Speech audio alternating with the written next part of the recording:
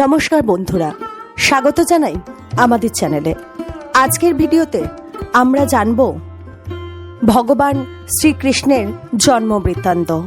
কখন জন্ম হয়েছিল শ্রীকৃষ্ণের, জন্মের সময় কি কি অলৌকিক ঘটনা ঘটেছিল, চলুন তাহলে জেনে নিই। পুরাণ মতে ভগবান শ্রীকৃষ্ণের জন্ম এক অসাধারণ এবং রোমাঞ্চকর কাহিনী। অনেক অনেক বছর আগে মথুরা নামে একটি রাজ্য ছিল। সেই রাজ্যের রাজা ছিলেন রাজা উগ্রসেন। তিনি ছিলেন অত্যন্ত ধার্মিক এবং প্রজাবৎসল, কিন্তু তার পুত্র কংস ছিল সম্পূর্ণ বিপরীত। কংস ছিল অত্যন্ত নিষ্ঠুর এবং অত্যাচারী। একদিন কংস তার বাবাকে কারাগারে বন্দি করে রাজ্যের শাসনভার নিজের হাতে নিয়ে নেয়।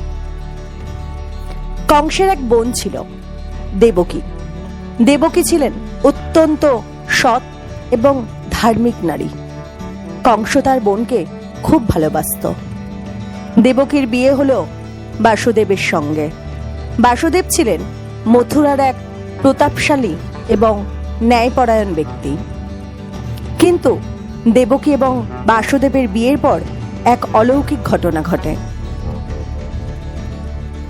বিয়ের পর দেবকী এবং বাসুদেবকে নিয়ে কংস রাজপ্রাসাদে ফিরছিল। হঠাৎই আকাশবাণী হলো, হে কংস, তোর বোন দেবকীর অষ্টম গর্ভের সন্তানই হবে তোর মৃত্যুর কারণ। এই কথা শুনে কংস ভয় পেয়ে গেল। সে সঙ্গে সঙ্গে তার বোন দেবকীকে হত্যা করতে উদ্যত হলো। কিন্তু বাসুদেব তাকে প্রতিশ্রুতি দিলেন যে দেবকীর যে কোনো সন্তান জন্ম নিলে কংসের হাতে তাকে তুলে দেবেন। এই শর্তে কংস দেবকীকে বাঁচিয়ে রাখল। কিন্তু দেবকী ও বাসুদেবকে কারাগারে বন্দী করে রাখল।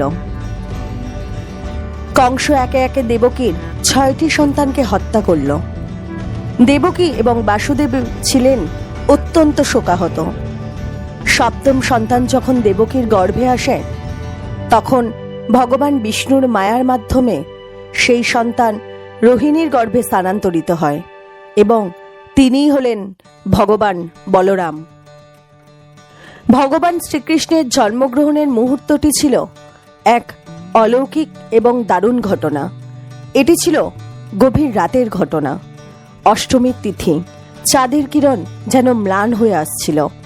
মথুরার রাজপ্রাসাদে, যেখানে কংস তার বোন দেবকী এবং তার স্বামী বাসুদেবকে বন্দী করে রেখেছিল, সেই কারাগারের পরিবেশ ছিল ভারী, শীতল এবং নিস্তব্ধ। চারপাশে ছিল গভীর অন্ধকার, যেন সমস্ত প্রকৃতি এক গভীর নিদ্রায় মগ্ন ছিল। এই গভীর রাতেই দেবকী গর্ভবতী অবস্থায় ভগবান শ্রীকৃষ্ণের জন্ম দিলেন। শ্রীকৃষ্ণের জন্মের মুহূর্তে চারদিকে এক অলৌকিক পরিবেশ তৈরি হলো। কারাগারের দরজাগুলি নিজেরাই খুলে গেল।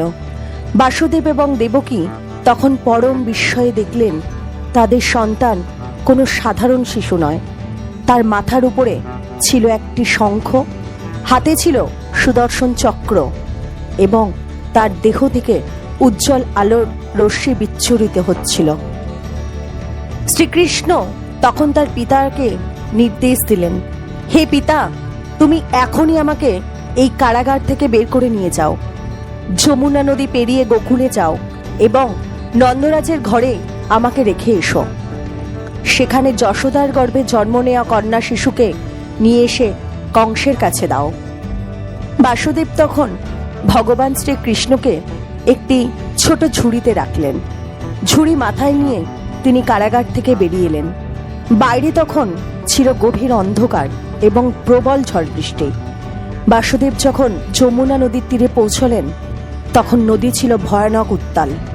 কিন্তু শ্রীকৃষ্ণের উপস্থিতিতে যমুনার প্রবাহ আশ্চর্যজনকভাবে থেমে গেল এবং বাসুদেবকে নদী পার হওয়ার জন্য পথ করে দিল। এই অলৌকিক ঘটনা দেখে বাসুদেবের মনে বিশ্বাস এবং সাহস আরো বেড়ে গেল। যখন বাসুদেব গোকুলে পৌঁছলেন, তখন সবই শান্ত এবং নিস্তব্ধ ছিল। যশোদার ঘরে প্রবেশ করে তিনি কৃষ্ণকে রেখে যশোদার কন্যা শিশুকে নিয়ে ফিরে এলেন মথুরার কারাগারে। মথুরায় ফিরে এসে সবকিছু আগের মতোই স্বাভাবিক হয়ে গেল। কারাগারের দরজাগুলি বন্ধ হয়ে গেল এবং বাসুদেব দেবকী আবার বন্দী অবস্থায় ফিরে এলেন। কংস যখন সেই কন্যা শিশুটিকে হত্যা করতে উদ্যত হল, তখন সেই শিশুটি আকাশে উঠে দেবীর রূপ ধারণ করে কংসকে সতর্ক করল, তোমার বিনাশ নিকটবর্তী, যিনি তোমাকে ধ্বংস করবেন তিনি ইতিমধ্যেই জন্মগ্রহণ করেছেন। এই কথা শুনে কংস ভয় পেয়ে গেল এবং শ্রীকৃষ্ণকে খুঁজতে মরিয়া হয়ে উঠল।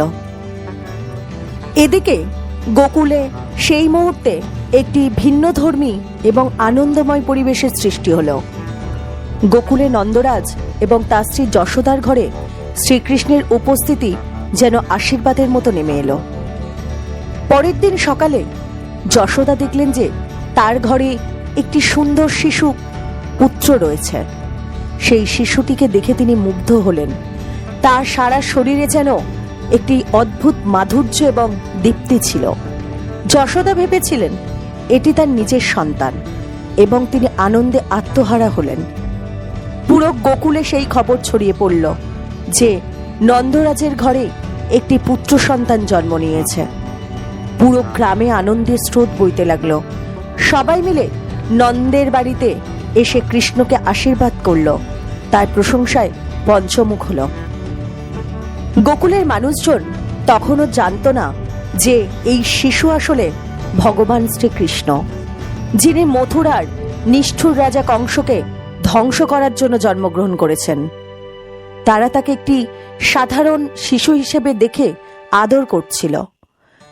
নন্দরাজ মহোৎসবের আয়োজন করলেন, যেখানে গোকুলের সবাই মিলে শ্রীকৃষ্ণের জন্ম উদযাপন করল। চারদিকে উৎসবের আমেজ, ঢোল, কাঁসর, মৃদঙ্গ বাজছিল। সবার মুখে হাসি আর আনন্দের ছটা। অন্যদিকে মথুরায় কংস তখনও উদ্বিগ্ন হয়ে রয়েছে। দেবী তাকে সতর্ক করে দেওয়ার পর সে ভয়ানক রাগে ফেটে পড়ল। কংস জানত যে অষ্টম সন্তানই তার মৃত্যুর কারণ হবে, কিন্তু কোথায় সেই সন্তান? এই প্রশ্নের উত্তরে তিনি অস্থির হয়ে ওঠেন। কংস তার সেনাপতিদের আদেশ দিলেন মথুরা এবং তার আশেপাশের সমস্ত অঞ্চলের জন্মগ্রহণ করা নবজাতক শিশুদের হত্যা করতে। তার মনে ছিল শুধু একটাই উদ্দেশ্য, যে কোনোভাবে সেই শিশু কৃষ্ণকে হত্যা করা। এদিকে গোকুলে কৃষ্ণ ধীরে ধীরে বড় হতে লাগলেন, কিন্তু শৈশবকাল থেকেই কৃষ্ণের মধ্যে এক অসাধারণ শক্তির পরিচয় পাওয়া গেল। তিনি শিশু বয়সেই কংসের পাঠানো বিভিন্ন রাক্ষসদের বধ করতে থাকলেন। প্রথমে কংস পাঠালেন পুতনা নামক এক রাক্ষসীকে, যে এক নারী রূপ ধরে গোকুলে আসে এবং শ্রীকৃষ্ণকে স্তন্যপান করানোর চেষ্টা করে। কিন্তু শ্রীকৃষ্ণ তার মায়ের মতোই মিষ্টি হাসি দিয়ে সেই পুতনার দুধ পান করতে শুরু করেন এবং তার সমস্ত বিষ শুষে নেন। এর ফলে পুতনা মৃত্যুবরণ করে এবং তার প্রকৃত রূপ প্রকাশ পায়। গোকুলবাসী তখন বুঝতে পারল এই শিশু সাধারণ শিশু নয়। এরপর কংস একে একে শকটাসুর, তৃণাভর্ত এবং অন্যান্য রাক্ষসদের পাঠায়, কিন্তু শ্রীকৃষ্ণ সবাইকে বিনাশ করেন। গোকুলের মানুষজন তার প্রতিটি লীলার সাক্ষী হন এবং ধীরে ধীরে তাদের মনে এক গভীর বিশ্বাস জন্মায় যে এই শিশু কৃষ্ণই ভবিষ্যতে অসুরদের বিনাশ করবেন এবং পৃথিবীতে শান্তি প্রতিষ্ঠা করবেন। শ্রীকৃষ্ণের শৈশবের এই ঘটনাগুলি গোকুলে শুধু আনন্দ আর রোমাঞ্চ নিয়ে আসেনি, বরং সেখানকার মানুষের জীবনে এক নতুন আশা এবং বিশ্বাসও বয়ে এনেছিল। কৃষ্ণের প্রতি তাদের ভক্তি এবং ভালোবাসা দিন দিন বাড়তে থাকে। গোকুলের প্রতিটি মানুষই ধন্য মনে করছিল যে তারা কৃষ্ণের সান্নিধ্যে রয়েছে এবং তারা তাকে সবসময় ভালোবাসায় ঘিরে রাখে। ভিডিওটি যদি আপনাদের ভালো লেগে থাকে তবে লাইক ও শেয়ার করতে ভুলবেন না। চ্যানেলটি সাবস্ক্রাইব করে নতুন ভিডিও আপডেট পেতে থাকুন। জয় শ্রীকৃষ্ণ। আমাদের ভিডিওগুলি যদি আপনাদের ভালো লেগে থাকে তাহলে লাইক, কমেন্ট, শেয়ার করতে ভুলবেন না। এবং আরও নতুন নতুন ভিডিও পেতে চ্যানেলটি সাবস্ক্রাইব করে পাশে থাকা বেলাইকনটি অন করে রাখুন। ধন্যবাদ।